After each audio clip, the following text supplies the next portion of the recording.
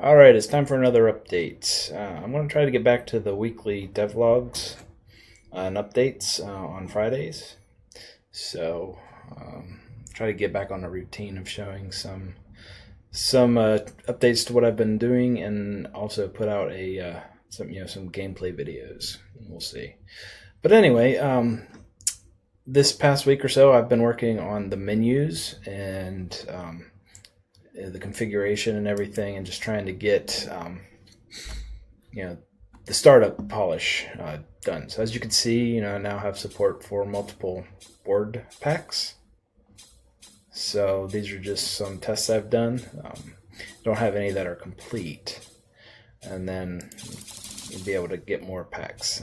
But before I get into these, I was able to get the options window mostly working. You can select from a list of options. I don't know what happened to my scroll bar. That must have been a recent break, but it was better. But anyways, I'll just have to fix that later. But anyway, you can choose resolution. Right now, all it's doing is it's resizing the window, but the internal render textures I'm using for the game are at 1920 by 1080, and it just scales, stretches, or shrinks. I'm actually hoping to have different resolutions for the assets. So, for example, when you go up to 4K resolution, it actually uses a higher resolution asset image than it does if you were to choose like 720p. So, but right now it just stretches when you do 4K. I've got window, full screen. Haven't implemented borderless window yet. Graphics quality currently not used. I do have the settings, but I don't have it implemented in the code. Screen shake intensity works. Got whiplash, which shakes a lot, quite often. And then you can, because I know screen shake is a polarizing feature. Some people really love it, some people really hate it. I figured I'd just go ahead and make it an option. Of course, sound effects, adjust the sound effects volume, music, does music, and then paddle sensitivity is how fast the paddle moves in relation to your mouse movement. Help doesn't work. It's a level editor, which I'll probably get more into next week. It still needs some changes. But anyway, we'll get to the board pack screen. When you select a board pack, it opens up. There are going to be two modes: a challenge mode that lets you start at the first level and work your way through all 25 levels. Each level pack can be up to 25 levels. And then you'll get a high score at the end from that. Or you could just choose any level to go to and play directly. But that will not go into a challenge high score. If you want the challenge high score, you have to start from the beginning and work your way all the way through. So I have multiple board packs. A lot of these just have one, just for the purpose of testing this code. And get more board packs. This does nothing yet, but hopefully that'll take you to a DLC purchase screen or whatnot. I haven't done much gameplay wise, other than I've done a little bit of polish on the level complete screen. So I'm going to go ahead and play this level real quick and get to that.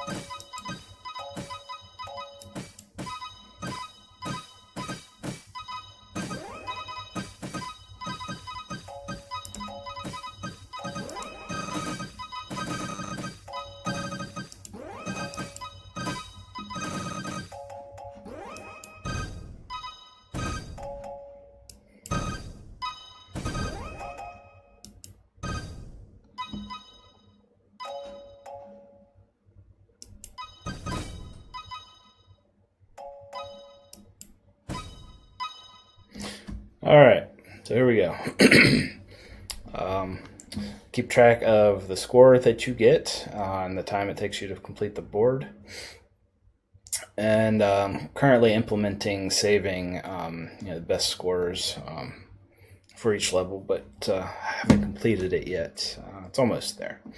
But anyways, I was quite pleased with how easy it was to do things like this with my text drawing functions within my library.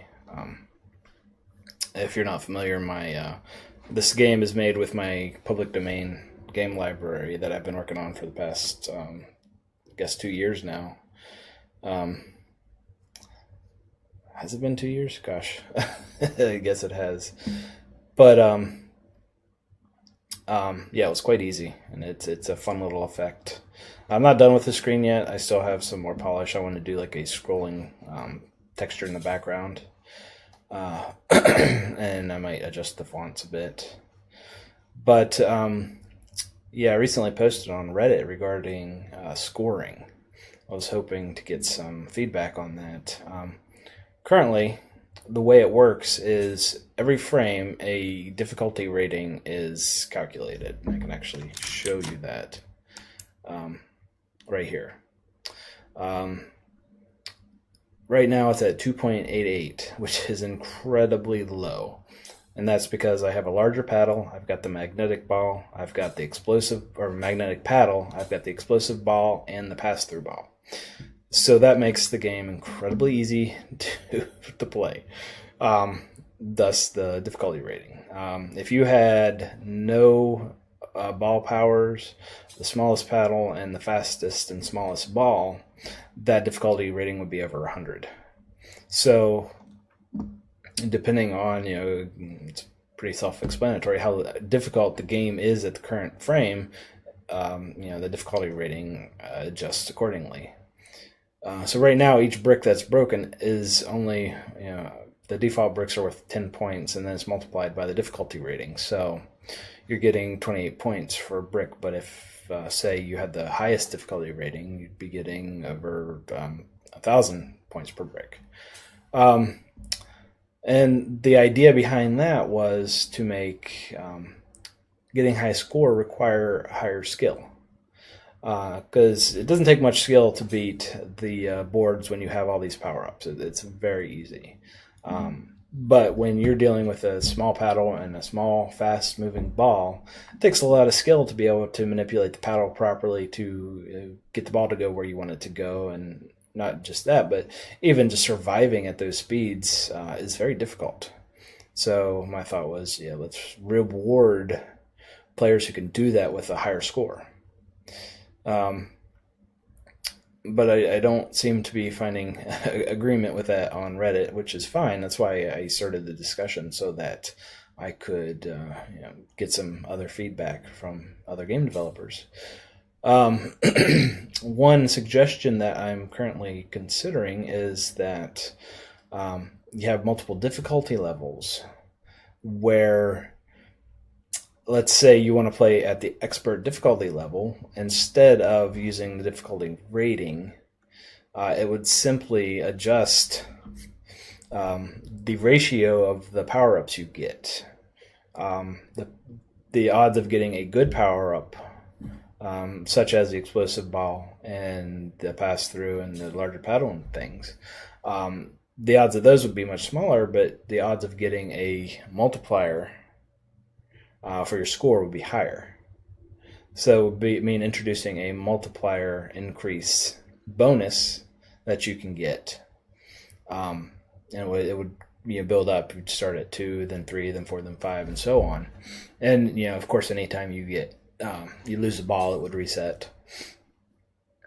And on the reverse end of that, you could have like an easy mode where the negative power-ups are reduced, and the higher power-ups or the better power-ups are a more increased chance of getting. So it would make it easier for, say, kids to play. I have a few young children, and they wouldn't really be able to play this game. But if I add a kids difficulty rating where they get a lot of paddles to start with and no negative bonuses to worry about, then maybe they could have fun with it.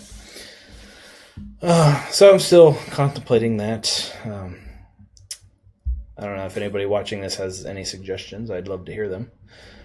But yeah, so that's what I've been working on this past week or so, is primarily the GUI for the main menu and the level select, and it's not quite done yet, but as you can see, there's no high scores. But yeah, I'm happy with the way this looks and the way it works. Really focusing on the polish, like the transition, and when you finally do select a game, things fade out. I think that's interesting. And here you could see the difficulty rating. Oh yeah, it doesn't clear out the old ones, but by default you start at 41. I also keep track of the time since the last brick that was hit. So let's say the ball somehow gets into a loop where it's never going to break a brick. For instance, there are impervious bricks that can't be broke, like the yellow and black striped ones, the ones right there. That way you're never stuck where you have to restart the game. After, I believe it's 45 seconds of not hitting a brick, it will call the bonus effect that turns all the bricks into standard bricks, so that those impervious bricks are no longer impervious and the ball can break. That just makes it so that you don't have to worry about getting stuck. And then, of course, I've got my metrics for optimizing, which this game is not optimized at all, really. I'm going to get a little into the technical details. I have what I call a draw list, which makes it easy to add sprites and things to the render, but it's not terribly optimized. It's mainly used for getting things on screen and getting it working. And if you don't have a whole lot of things, it's fine. And for the vast majority of games, it's not going to be a problem. It'll be fine. But I want to do a lot more as far as visual polish goes. I want to have shaders that render background textures, moving textures, sort of like live wallpaper. And I'd like to add more effects, like when you blow up one of the explosives. Let's see if I can get one here. Instead of just having the animation and the screen shake, it would actually have like a distortion ripple that goes out a little ways. And all that stuff takes GPU power, and I want this to run on lower end machines as well as possible.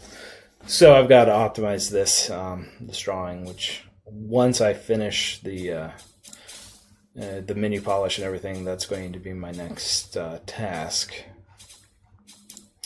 But yeah, so let's see. You can see it's not done yet, but I'm not sure what I'm going to do about the level editor.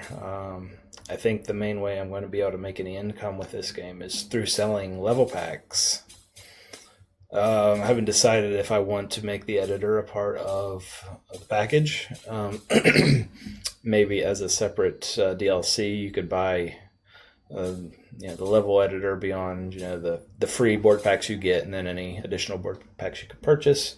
And then that would allow you to share board packs with other users who have purchased the level editor. I haven't decided. I know that past companies that have released similar games have retracted their editor support because it was affecting their income. I don't expect to make a ton of money with this, but it would be nice to get some recuperation from all the hard work I've put into it. So it's just something I've been thinking about.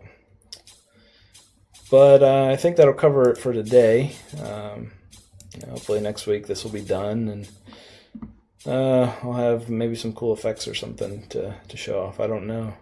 I have some out-of-town visitors coming in next week, so the amount of time I'm going to get to work on this is going to be severely limited. So there's a chance it might not change much at all next week.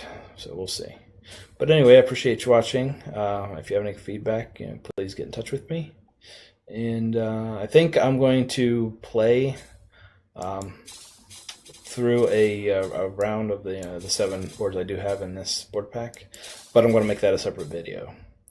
So look for that if you're interested in seeing what the game looks like during actual gameplay throughout the challenge. And I'll talk to you next time.